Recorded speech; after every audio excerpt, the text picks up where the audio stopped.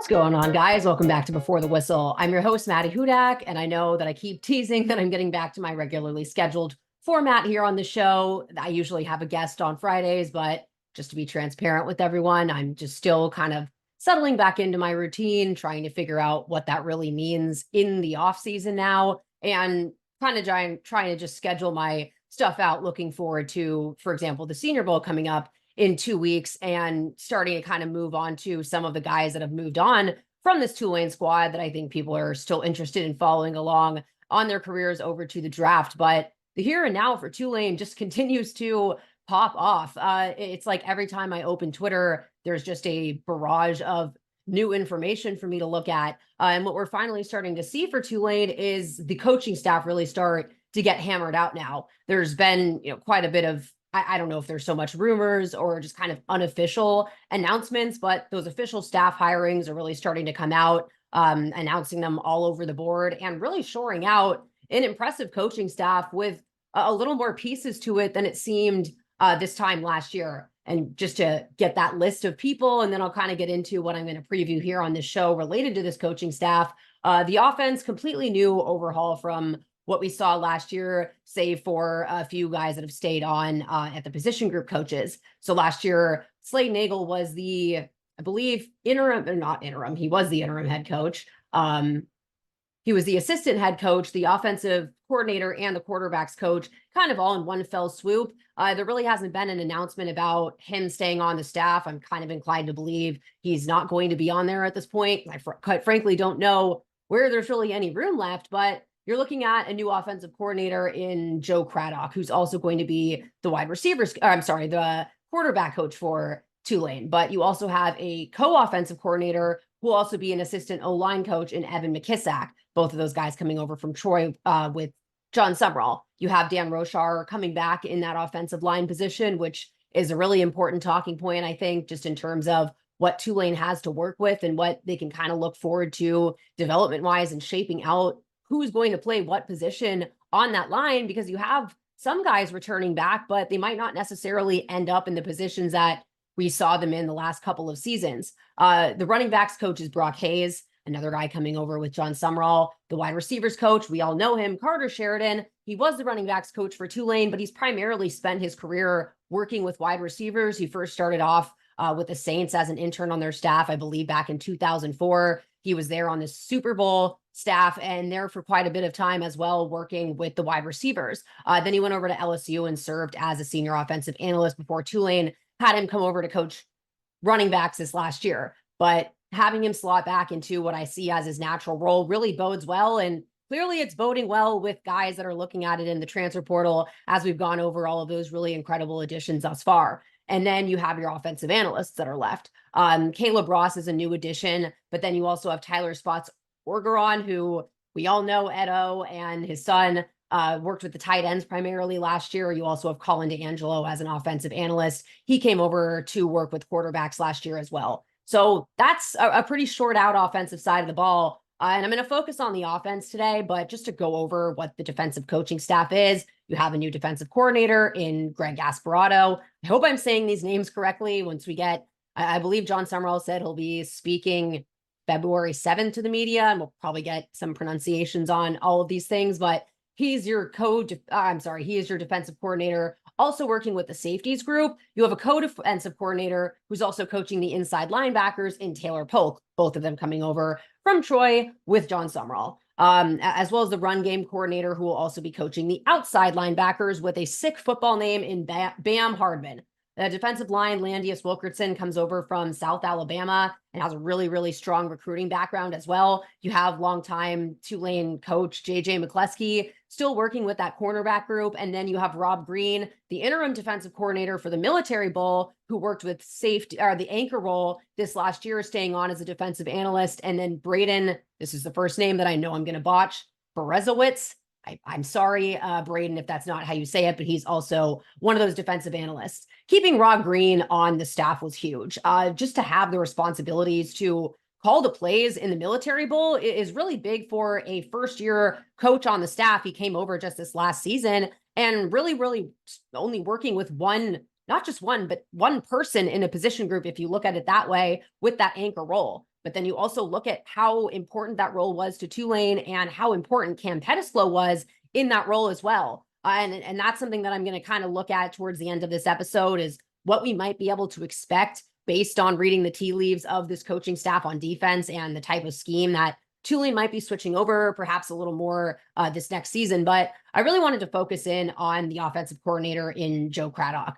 As I said in my last episode, I know that there's merit to analyzing previous games, but that merit kind of goes out the window when it's a new quarterback, a new system, and a new set of coaches, a new head coach for that matter. And that's what you're really getting this year with Joe Craddock coming on as the offensive coordinator, not having Michael Pratt be there. And so what can we kind of expect from a Joe Craddock-led offense? If you look into his background, it's nothing short of impressive, and what I'm going to start diving into on today's episode.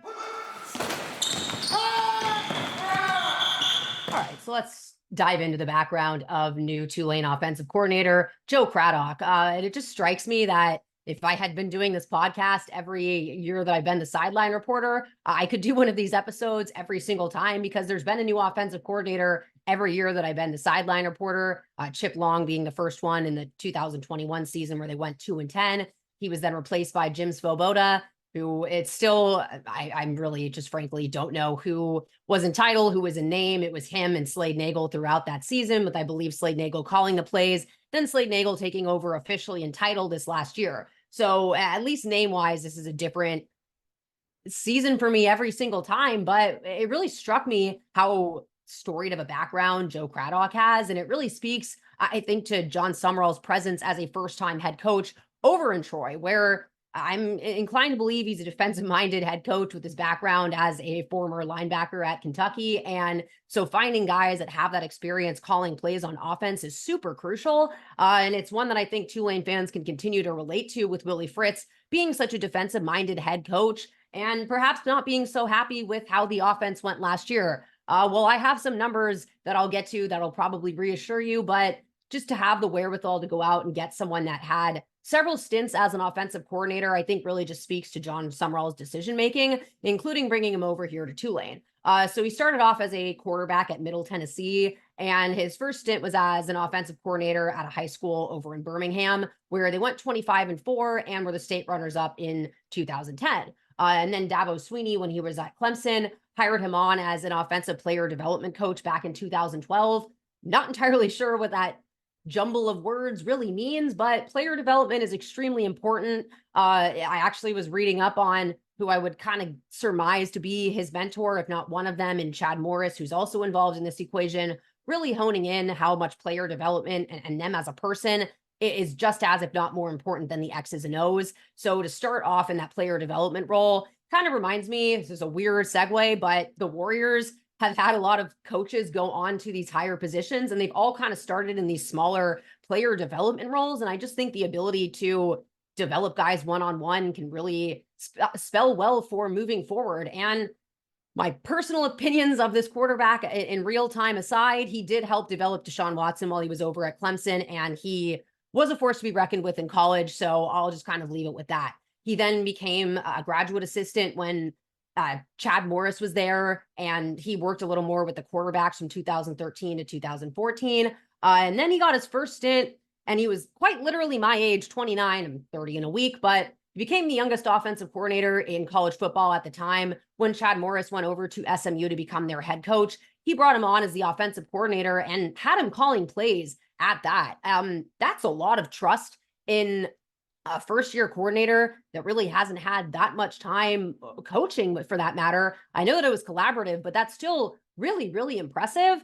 And just for funsies, I figured that I would go back and look at Tulane's series history with SMU during this time, because 2015 to 2017, that's when we were in the American Conference at that point, and SMU holds them 3-0 at that time. I know that there's a ton of context there, but I did find it interesting. And I know that Willie Fritz, when he inherited what he inherited at Tulane, it really shows the contrast in what John Summerall is walking into now. But SMU had their number for those couple of years. They beat them 49-21 in that inaugural season for Joe Craddock as offensive coordinator. where they set a season high in rushing yards, which was 323. They had 6 rushing touchdowns. They had 3 drives in that game that lasted over 90 yards. Their running back had a career high 3 rushing touchdowns, which allowed him to set some freshman record that year. I think it was 10 touchdowns and become on the honor roll that week as a result of that. They went 5 for 5 in the red zone, and their quarterback at the time,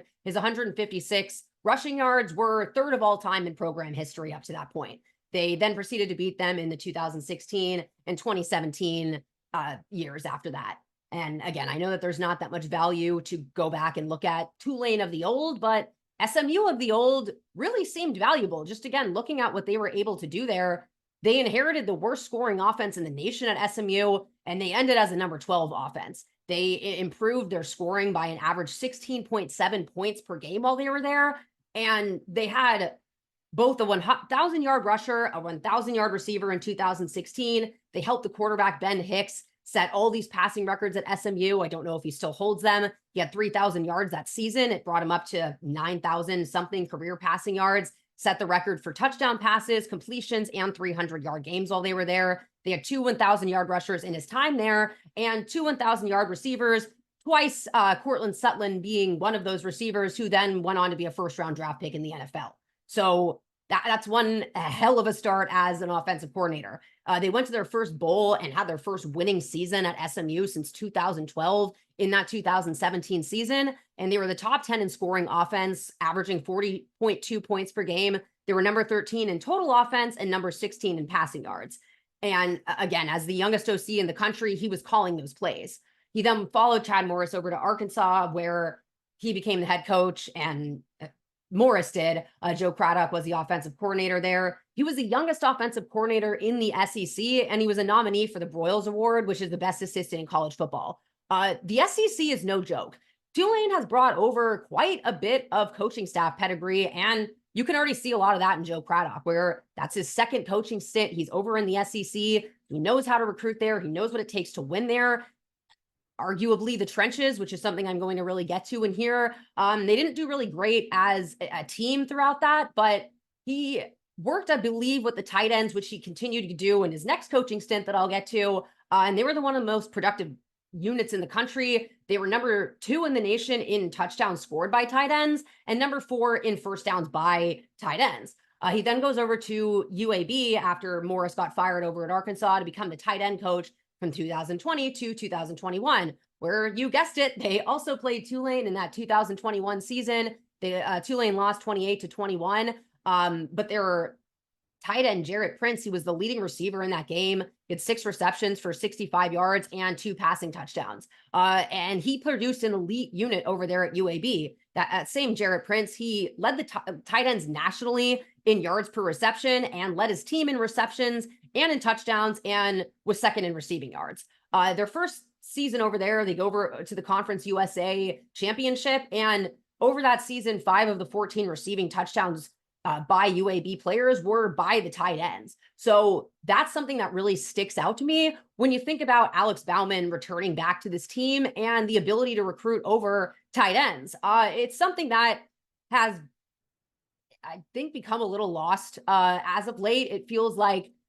there's finally starting to be this new age of legitimate tight ends in the NFL. It felt like there was really kind of a slump for the last couple of seasons where the great names, Mark Andrews, George Kittle, Travis Kelce. I'm sure I'm forgetting several of them, but below that, a lot of tight ends were either pass catchers or blockers, and it's really hard to kind of find those hybrid guys. You have one of those in Alex Bauman, but in today's age, especially when it comes to NIL, when it comes to the NFL for that matter, touchdowns and stats are king. You could be the best blocker ever, but your team is going to appreciate that, I think, more than other people. And unfortunately, I just don't think we're all there with football all the time to really understand how important a tight end can be to an offense, even if they're not catching a single football. But to have that background with the tight ends, both at Arkansas and at UAB, it kind of explains, again, that returnee by Alex Bauman, and hopefully we'll see some incoming transfers or some development at that role because you're losing Chris Carter to the draft.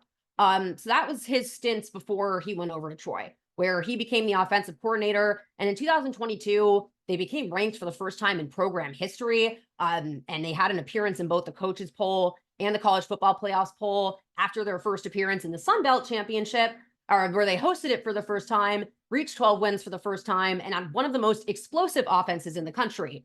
Explosive is a word that I think Tulane fans are really dying to hear more of. You could say a lot about Tulane's offense last year. I mean, they won football games. They did what they needed to do. You could certainly say they were efficient. Explosive outside of the first game against South Alabama, I'm not entirely sure I would use that to describe them. Where Troy at the time, they were ranked 4th in the nation with 9 passes of 50 plus yards and 5 passes of 60 plus yards in that year. They had 54 passes go for 20 plus yards and 24 go for 30 plus yards, which ranked number 24th and number 16th in the country, respectfully. In their final 3 games before the Cure Bowl that year, they scored on 50% or more of their possessions.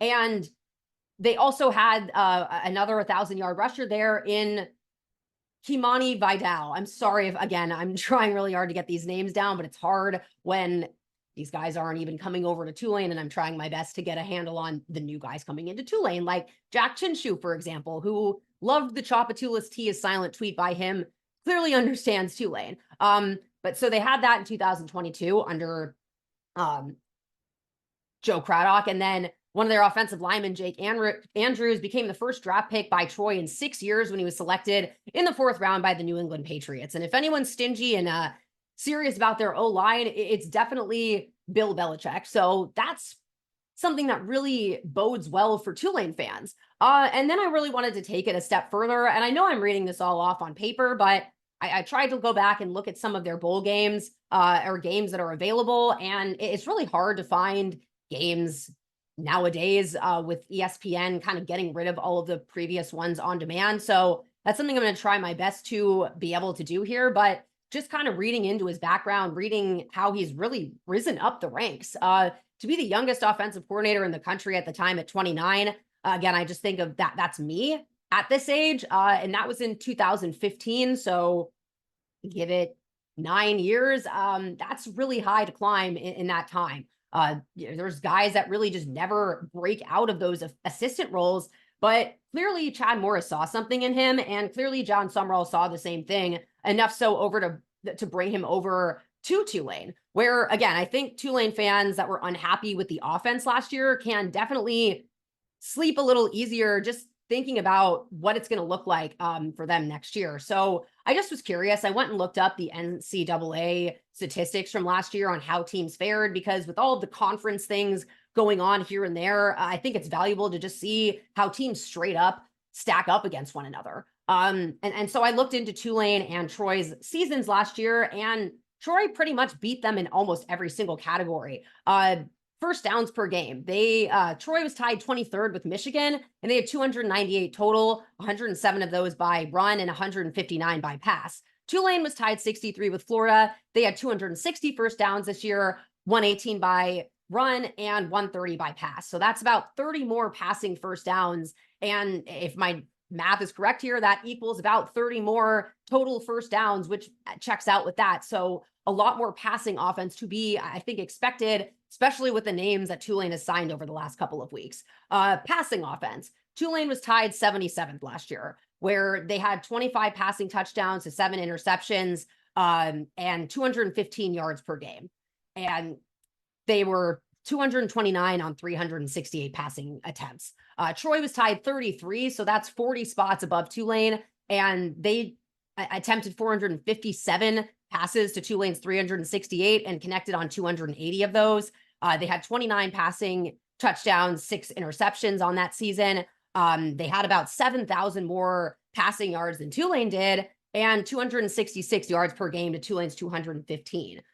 Their red zone offense. Red zone was a huge issue for Tulane last year, and looking at these numbers, you can definitely see how much that sticks out, where they had just as many attempts, if not, I believe they were leading in red zone trips in the country, but converting those to touchdowns was something that Tulane really just was having issues with this last year, where Tulane ranked 115th in red zone offense in last season, where they made it down there 59 times. they 15 of those ended up as field goals, 16 as rushing touchdowns, and 13 as passing touchdowns. So that's 44 in total out of 59. That gives you about a 75% conversion rate in the red zone. But if you're looking at just touchdowns, that number drops down to 49.2%. So that's quite a bit of a difference. And it also shines a light again on the importance of kicker, and that Tulane needs to replace that. But how much Tulane was kind of relying on Valentino Ambrosio a lot of the time last year. So again, Tulane was ranked 115 with 59 attempts. With just 7 less attempts at 52, Troy was tied for 11th in the country.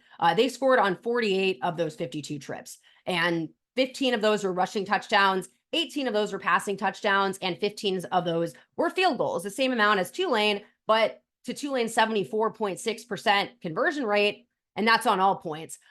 Troy had 92.3% success in the red zone and 64% on touchdowns. So that's, I mean, I was a stats person, and I'm not going to throw P values out here and do T tests and just totally lose the plot here, but that's a significant difference of 20% more conversions on both total points scored and on touchdowns, with just 7 less trips than Tulane did. Scoring more than they did, actually, where Tulane scored on 44 of those 59 trips, and Troy scored on 48 of their 52 trips. So as much as I just talked about Tulane's offense being the efficient one, Troy kind of had them blown out of the water there. The only thing where Tulane edged them out was in their rush offense, where they were 68 and Troy was 73. Not that huge of a difference, but the numbers are really, really similar, where Tulane was actually less efficient running the football. They were averaging 4.12 yards per carry, and Troy was averaging 4.42 yards per carry, where they rushed 486 times. Tulane rushed 527 times last year, and Tulane had 2,171 rush yards on the ground. Troy, 2,148. So that's about 50 less rushing attempts and only 30 less yards.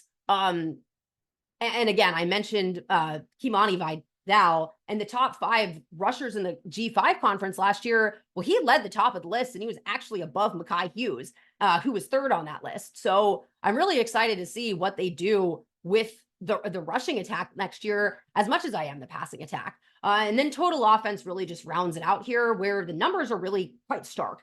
Tulane was 74th in total offense last year. They had 195 total plays for 5,181 yards. That amassed to 41 touchdowns and 370 yards per game. While Tulane was ranked 74th, Troy was ranked 38th. They ran 943 offensive plays for 5,872 yards. So that's about 700 more yards on the ground than Tulane. And they had 48 touchdowns to Tulane's 41. And to the 370 yards per game, Troy was averaging 419 yards per game. We can talk about competition. It's definitely debatable which was the harder conference last year, while the AAC was kind of getting its bearings back together. And outside of the Ole Miss game for Tulane, not having any other Power 5 opponents on the year except for the Virginia Tech Military Bowl loss. But there was definitely some games last year where you felt like Tulane should have come out a little stronger. And I don't think we're ever going to diagnose really what went wrong there, but who really cares at this point? Because when you look at these numbers, and I know that I just threw a ton of them out at you, and this is an audio and video format, and I do apologize for that. But it's really hard, again, to preview people without having really anything outside of those numbers and being able to kind of track those down and just compare how much more successful Troy was on offense last year than Tulane was. And I don't know that much about Troy's old quarterback. Don't know if it was, I believe it was Gunnar Watson, but he ain't Michael Pratt. And so for Michael Pratt to be leading an offense that pretty much was outranked by Troy in every category but the rushing offense, I think should get people really excited. And I think it really explains why these receivers and these quarterbacks are transferring over, where every team needs a strong run game. And that's definitely something that Troy valued, and something that through all of his stints as an offensive coordinator, if you go back and look, all of the philosophies really start with running the football. But quite frankly, every philosophy should start by running the football. It's a question of whether or not the running game opens up your passing game or if you're just kind of relying on it as a crutch. There's definitely a question, and crutch sometimes can do with skill, sometimes it can do with injuries and personnel. And I think that's what you saw more out of Tulane last year than anything else. But either way you spin it, I think it's safe to say that Tulane is in really good hands here. And I'm looking forward to really breaking down the rest of this coaching staff and understanding, how this wide receiver group is going to shore out, who they're bringing in at tight end, if they're going to bring anyone else in at running back. Because as I've said, I think running back 2 is really one of those top positions to watch for this next season, where you solved running back 1 last year in flying colors, but running back 2 kind of became by committee the way that running back 1 started off as. And I don't really think you saw a horse emerge anywhere close to the way that you saw Mekhi Hughes come back.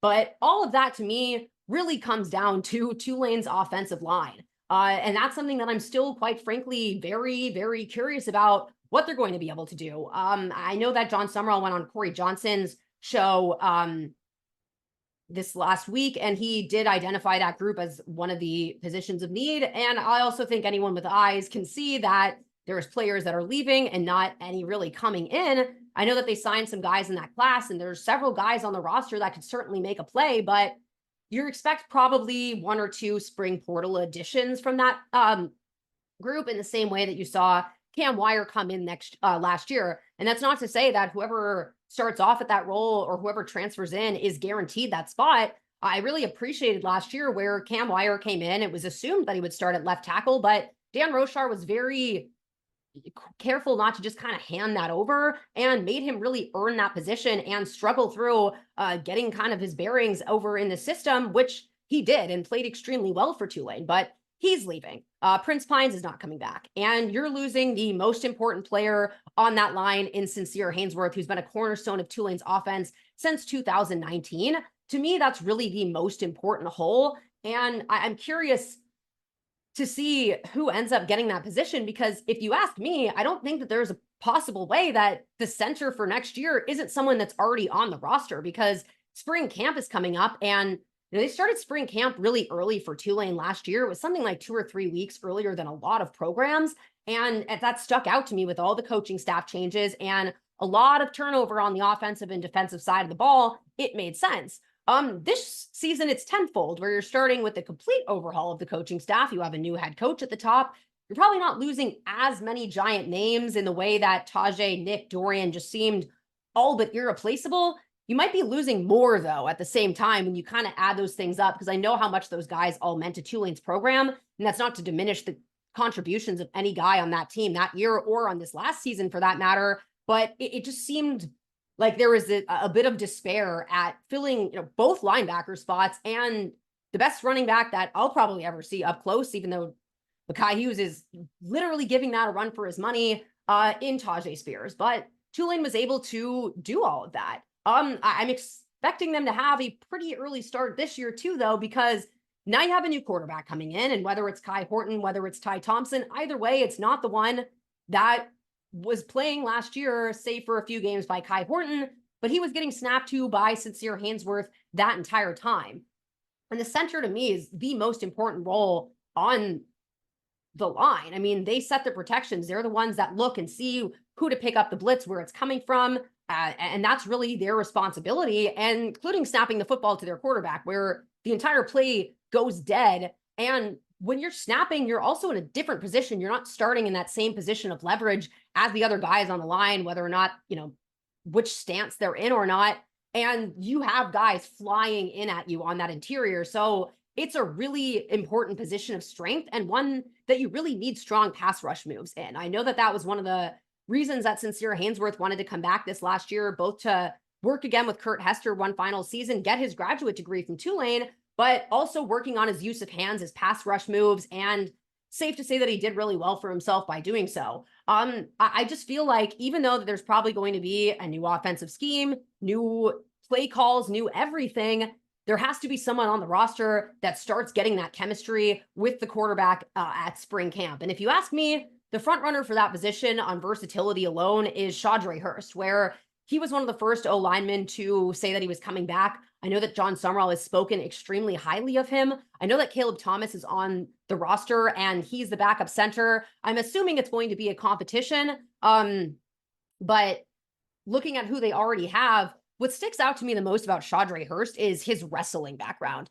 He was a state runner-up in wrestling as a junior in the heavyweight division. Then he won the state championship in the heavyweight division as a senior and was purported as one of the top wrestlers in the entire Southeast region. That's all use of hands and leverage right there. And if you look into a lot of guys that played wrestling, Ray Lewis, for example, he said that it's one of the reasons that he's able to swivel his hips and get that kind of leverage. But you learn how to make your lower half work. You learn how to get torque, which is that bend that a lot of guys that are a little too upright on the line. If you think about Marcus Davenport in his early years to the Saints, he just played very stiff and very upright. And you have to be able to have that torque and that bend. And that really comes from being a wrestler and knowing how to use your hands. I mean, it's literally all about your hands in that.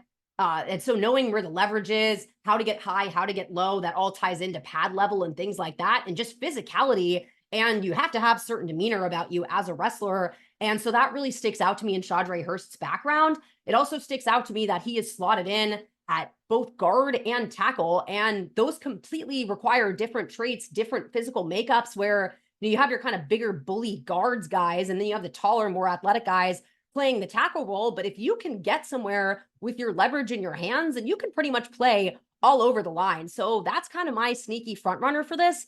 Either way you spin it, I think that I know I keep saying Tulane's in good hands, but now that we can really dive into this coaching staff, see what they've been able to do, see their pedigree and their backgrounds, it just spells an extremely bright future for the Wave. It's easy to hear a promo in the middle of a podcast and think, of course they like the product. Well, they're paid to. Well, if you know me at all, then you know two things. One, I'm truthful almost to a fault. And two, well, if I were in it for the money, I'd certainly be doing something else. So believe me when I say that I love Blue Oak Barbecue. The food, the incredible drinks, the people, the location, yes, all of that. Blue Oak Barbecue has a great selection of your favorites, from the smoker, fantastic sides, and awesome bar specials I continue to recommend each and every week. Go check them out. Blue Oak Barbecue, 900 North Carrollton Avenue here in New Orleans, or you can visit them online at blueoakbbq.com. And as I teased on my Tuesday episode, this weekend specials that are coming up, remember that today, Friday, is Baby Back Rib Day over at Blue Oak, and I can only think how incredible their baby back ribs would be. And then Saturday, you got some burnt ends curry, and Sunday, you got a brisket debris bowl, which has a lot of stuff in it: cheesy grits, fried onions, fried egg, and brisket debris, which brisket debris is something that I definitely want over from Blue Oak Barbecue. There's a chance you might see my cat make an appearance in the background. She's been very unhappy with me closing my door, and her food's in here behind me. So just bear with me if she starts to batter around in the background. But just to end things and perhaps kind of preview what I'll dive into a little more next week, I am really curious how this defense is going to really shape out, where you've lost a lot of guys. You have a lot of guys on the trenches coming back. And I've talked about all of these portal additions, particularly at defensive back for Tulane.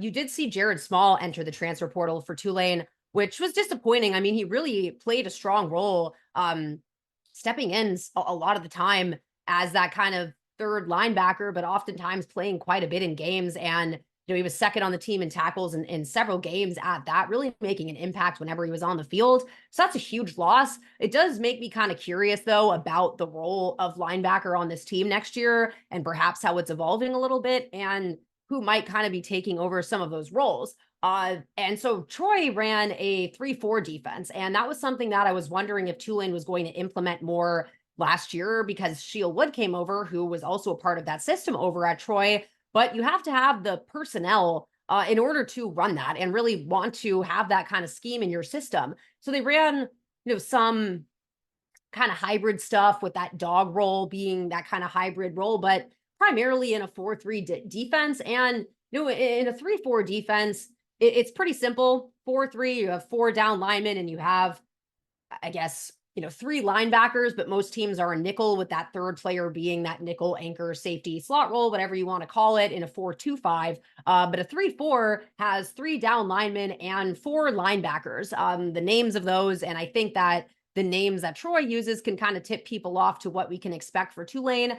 But it's just a completely different defensive scheme where a 4-3, you have nose tackles that are able to actually penetrate and make kind of that inside rush and occupy a lot of blockers so your defensive ends can get off and get those sacks and get to the quarterback. In a 3-4, you're usually in a two gap system, which means that each lineman is responsible for both gaps on each side of them.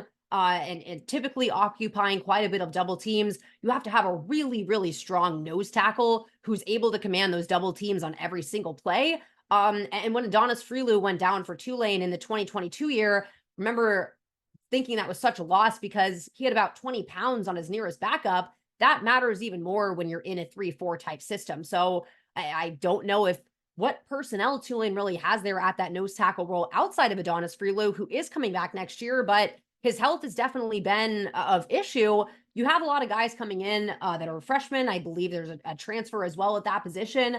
You can send pressure from anywhere in a 3-4. It's a lot different than a 4-3 where you usually can tell unless they're blitzing. Sometimes you would see them bring Cam Pettisflow down there or Jarius Monroe, but those four linebackers can really wreak havoc. And the job of the defensive line is to allow them to really get through and make plays. If you're looking at Troy's system, though, they have what's called a spear and a bandit. I've seen other teams use bandit. I remember there was an opponent for Tulane this year. Trying to remember who it was. It was somewhere in the middle of the UAB North Texas Rice time where I remember them having that bandit role on there. But looking at kind of what those explanations for those are, their bandit, they really say, is that hybrid position between a defensive end and a linebacker, which works really well in a 3-4 system where, yes, they can drop back in coverage, but they're mostly there to rush the passer. So my assumption would be those would be kind of your outside lined up guys. And what also strikes me is Tulane hired both an inside and an outside linebackers coach, with Taylor Polk being the co-defensive coordinator and working on the inside linebackers, and then Bam Hardman working on the outside linebackers and the run game coordinator, defensive run game coordinator, where he came over from Troy working in that same kind of role. So to have two different guys on the staff as inside linebacker coach and outside linebacker coach, when you have two linebackers out there, you really don't need two coaches. So I am curious if that means that we are going to see a lot more of a 3-4 system. And so I'm assuming that bandit role would be there. And it's a question of who would kind of take over there. You have guys like Matthew Fobbs-White who were a little more hybrid on that line like last year and have that ability to drop back into coverage. Someone that I think would have really killed it in the system, unfortunately, is Devin Deal because he was super versatile, but I'm more than confident that Tulane will be able to pick up that slack. The spear role is really fascinating to me, and it's probably, with my defensive background, one I'm going to do probably a sicko deep dive into at some point, where they combine three positions into one as a crucial part of that secondary, where it's a triple hybrid position between safeties, linebackers, and corners. And they say that they have a little bit more coverage in that position. So you would have that cornerback and safety traits, but you still have to be able to stop the run. And that's where you get that linebacker more in there. Tulane's defensive backs have been extremely good at stopping the run. Cam Pettisflow really outkicked his coverage in terms of size on the tackles that he was able to make. But you look at guys like Tyler Grubbs and Jesus Machado and how much they mattered to that run defense last year.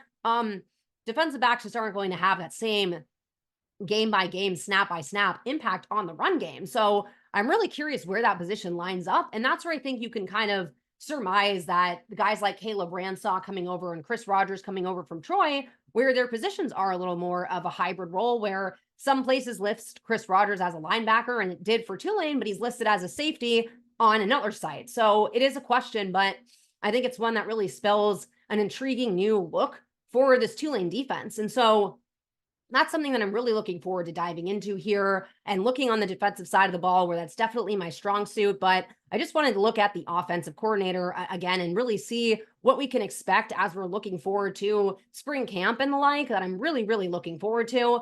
But the defense is one that I'm super curious about, only just because of those coaching changes and the fact that there are two linebacker coaches on staff, and we do have co-defensive coordinators on staff as well. And so I'm just gonna leave it at that, but I'm really looking forward to seeing, we've seen all these defensive backs come over. It's pretty obvious to see where they could kind of fill in. I'd have to kind of look at all of their sizes because it's a possibility that several of them could play this spear role, but where that spear role lines up, again, it's something that I'm super curious about on this team.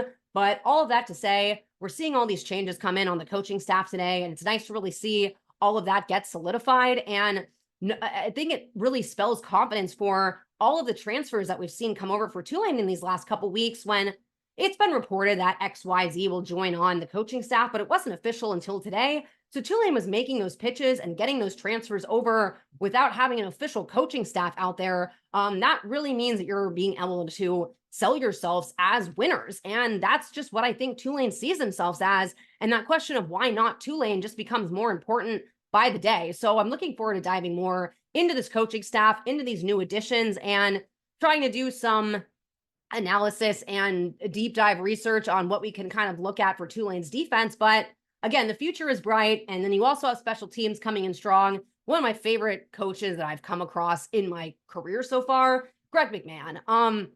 As a Saints fan, Greg McMahon is a legend. I mean, I've talked about how my family is from New Orleans, and my family went through Katrina here. My mom and I came down to volunteer in December of 2005, and I will never forget her reaction in that game to the block punt by Steve Gleason, where Greg McMahon was on staff. And I will never forget at the Super Bowl party I was at, the complete chaos that ensued with the surprise onside kick of ambush in the Super Bowl, again, orchestrated by Greg McMahon. And then I meet him during training camp last year and trying not to be starstruck. And he just launches into, asking where I live, that he does the Irish parade down in Metairie, and would always come over and say hi to me, always give me a fist bump, always talk to me during games on the sideline, well, not during them, but before games, that he would come out, and just often at practice. He's the most personable guy. And I just think players and everyone around him just respond to him so well. So I was really, really happy to see that he's coming back on this coaching staff. And I'm just really looking forward to diving into these new playmakers for Tulane, the new leaders at the top, and